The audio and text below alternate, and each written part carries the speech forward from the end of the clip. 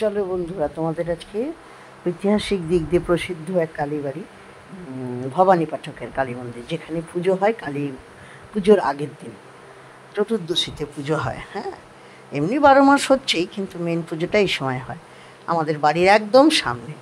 আমরা চললাম, হ্যাঁ, সকাল থেকে সন্ধ্যে থেকেই পুজো হচ্ছে।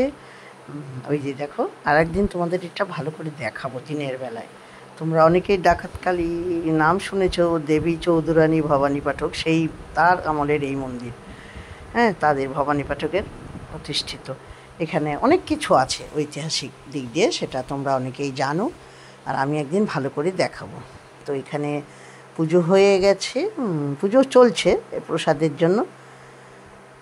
দেখো কত ভিড়! আমরা তো আগে থেকে আমরা তো এখানে আসি, সবসময় প্রণাম টনামই করে যাই, আর ভালো লাগে সবচেয়ে বড় কথা এখানে। তো আজকে তো ভিড়ের চোটে ওখানে যাওয়া যাচ্ছে না, এই যে আমরা লাইনে দাঁড়িয়ে পড়লাম। পাশের বাড়ির দিদি তার মেয়েকে নিয়েও যাচ্ছে, আমি আর আমার ছেলে। ছেলে বলছে আসছি, তোমরা লাইন দাও। দেখো কি বিশাল লাইন, আর দেখেছো কেমন গাছপালায় ঘেরা। তোমাদের একদিন সামনে থেকে দেখাবো দিনের বেলায়। তোমাদের দেখলেই সেই পুরনো ইয়ের কথা কিছুটা মনে আসবে, বোঝা যাবে যে মানে ঐতিহাসিক মাহাত্ম্য আছে।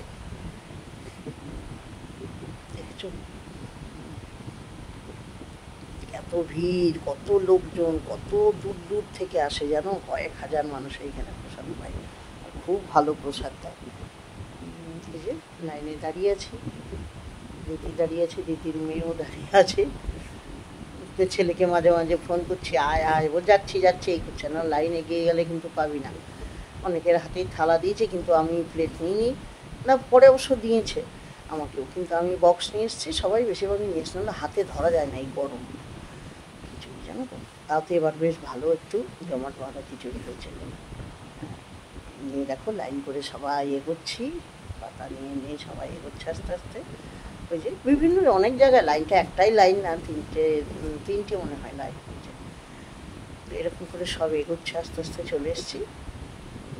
খুব ভালো আয়োজন, কোনো মানে ঝামেলা মানে বিশৃঙ্খলা নেই, কি সুন্দর সবাই। এই যে আমি তো এই দেখো এইটা করে নিয়ে এসেছি, খিচুড়ি দিয়েছে একদম গোবিন্দভোগ চাল মুগ ডাল দিয়ে, আর পায়েসটাও খুব ভালো হয়েছে, তরকারিটাও দেখে মনে হচ্ছে একটু, কিন্তু খেয়ে না লাস্টে খেতে পারছি না।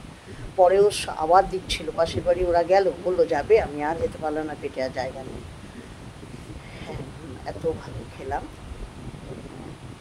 চল খাওয়া দাওয়া করি, তারপর তোমাদের সঙ্গে কথা বললাম।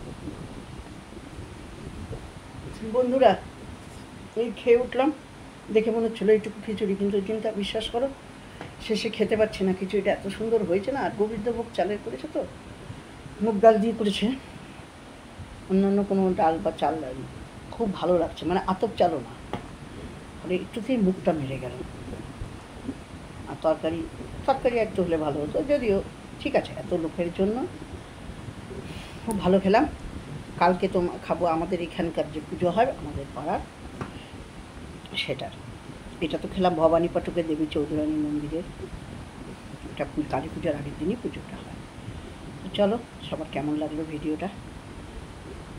ভালো লাগলে একটু লাইক কমেন্ট শেয়ার করে দিও, আর যা ফেসবুক থেকে দেখছো একটু ফলো করে দিও, আর ইউটিউব থেকে দেখলে সাবস্ক্রাইব করে পাশে থাকা বেল নোটিফিকেশানটা অল করে দিও, টাচ করে।